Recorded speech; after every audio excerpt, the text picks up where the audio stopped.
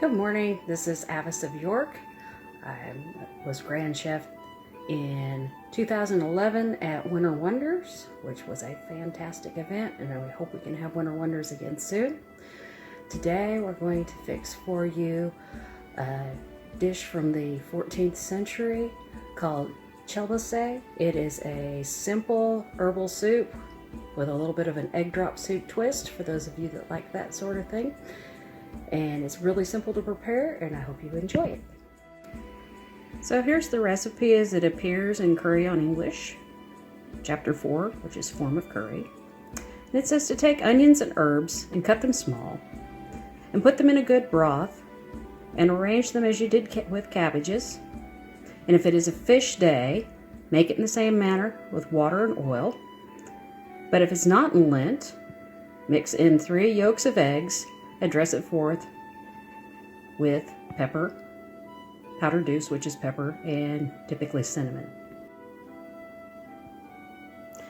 So here are some of the herbs that you might want to consider putting into this soup. I'm using today green onions, and then spinach, a little bit of parsley, some mustard greens, some cabbage, and then finally turnip greens.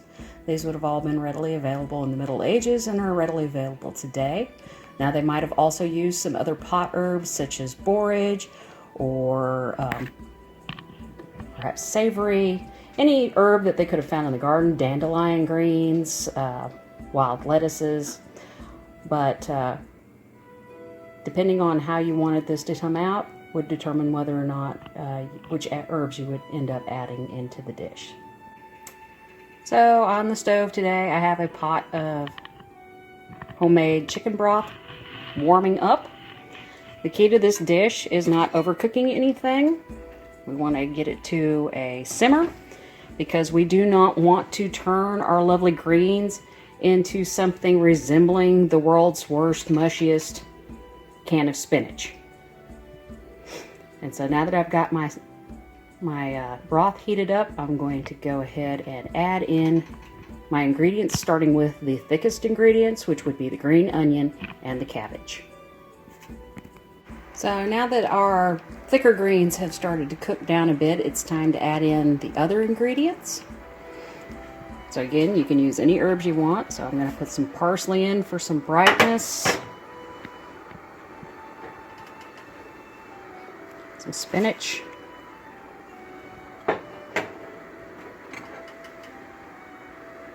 and our mustard and turnip greens.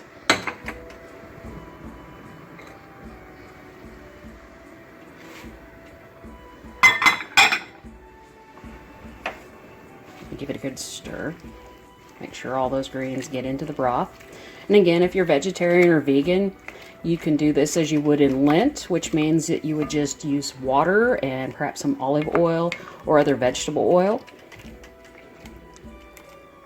And as you can see, we're just sort of blanching this. We're not trying to turn it to mush. So right now is about where we want it to add the eggs.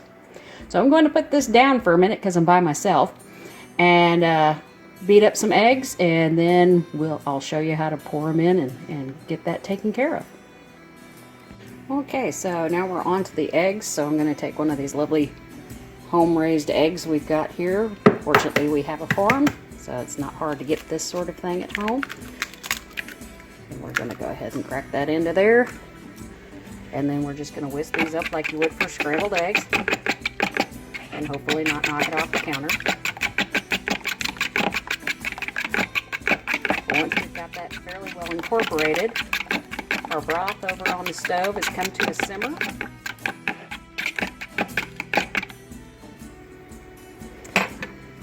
And so hot water with egg tends to cook it immediately. So just kind of drizzle it around in there, and as soon as you can, give it a good stir.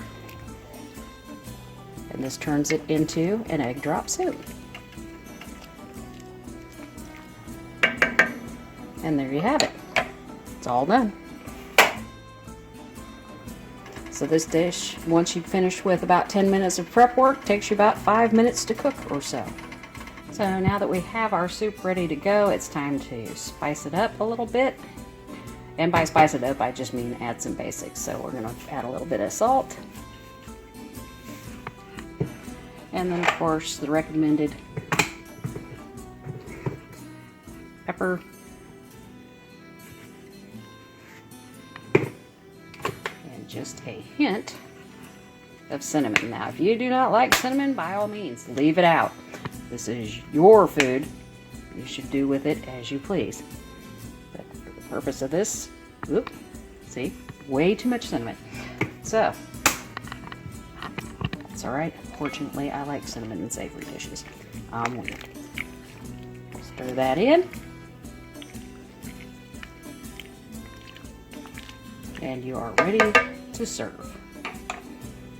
So there you have it, a Chebolace from the 14th century, 15th century time period, from Curry on English, a well-known medieval cookbook. Enjoy!